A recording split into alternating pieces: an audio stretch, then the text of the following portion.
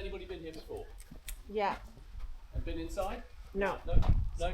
So you just walk around the outside? Yeah. What do we know about Stonehenge? Bunch of rocks. You don't know a lot. Bunch of rocks. Crazy. No one really knows what it was for, right? Yeah. Okay. That's a good start. No, great.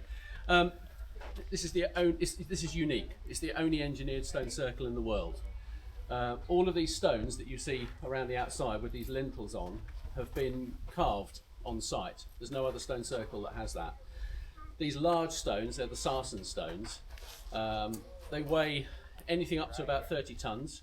The one outside is probably nearer to 30 tons, but the average is about 25 tons. There would have been, I can show you in my little pop-up book, because that's the level I'm working at this morning.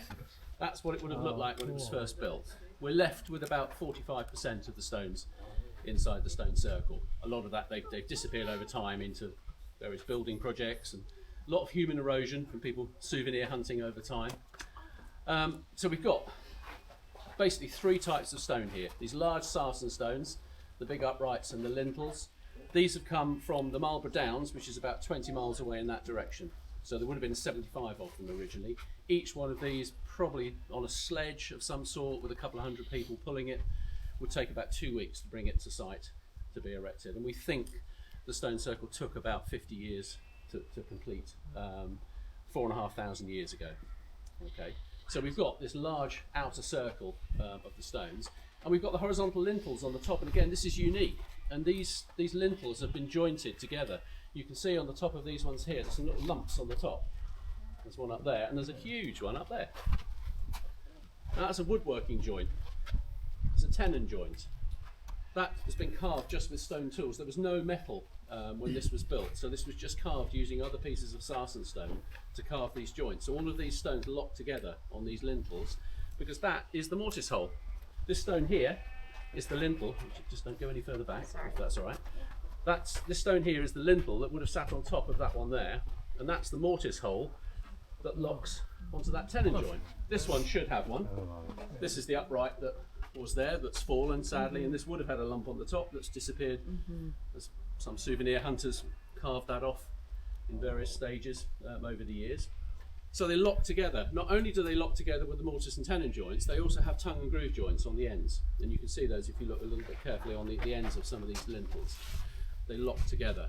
So it's been carved, engineered, dressed stone, so that when this was constructed it would have been sort of creamy white and shining, and you'll get a bit of that as the sun just peeks its way through the mist this morning. You'll see that. So it would have been absolutely spectacular when this was first built. Inside that we've got a ring of smaller stones, these human-sized stones. These are blue stones. They're volcanic stones. This is a piece of blue stone that's been polished up, palm stone. These are volcanic stones. Is that St. John's blue stone? Not St. John. No, it's spotted dolerite is the technical name, and there's rhyolite. There's 2 or 3 different types of blue stone. These have come a little bit further, so don't forget these large sarsens 20 miles away. The smaller blue stones have come 150 miles in that direction, in the west coast of Wales, the Preseli Mountains in Wales. And we believe that a lot of these blue stones were used in another stone circle before they even came here. They didn't come into this stone circle when they first arrived on site. They were, we believe, a really annoying fly buzzing around. That's really annoying, isn't it? Is that part of the show? Yeah. We'll get the sheep in a minute. The blue stones, came from 150 miles in that direction, and we believe that they were used in another stone circle in Wales before they even came here to the site, 500 years before this was built. So that's 2 types of stone. And we've got a 3rd type of stone. We only realised this fairly recently. This stone here, this flat stone on the ground, there's a small piece of it here, so be careful when you're walking around. This is the altar stone. It would have been about 2 feet higher. It's been pushed into the ground by this large upright falling. This is red sandstone. This has had a longer journey. This has come from the north tip of Scotland, the Orcadian Basin, about 500 miles away. So this is the bringing together of lots of different people and cultures to build this, from Scotland, from Wales and the British Isles. So we've got all of the stones, we've got all the jointing.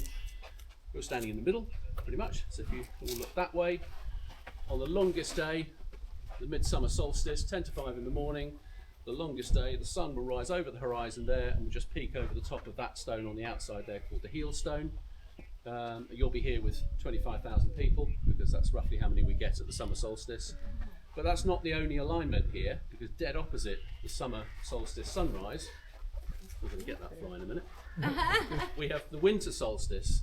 In December, the winter sun sets directly opposite, and it would have set and shone between the gap between what would have been this upright here with the lintel on top. So we've got this alignment straight the way through.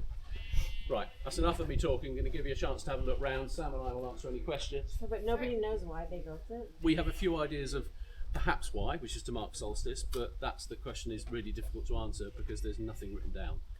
You know, we know a lot about how, we know a lot about the people that did it, we know a bit about why it's here, which I can talk about later, but why exactly?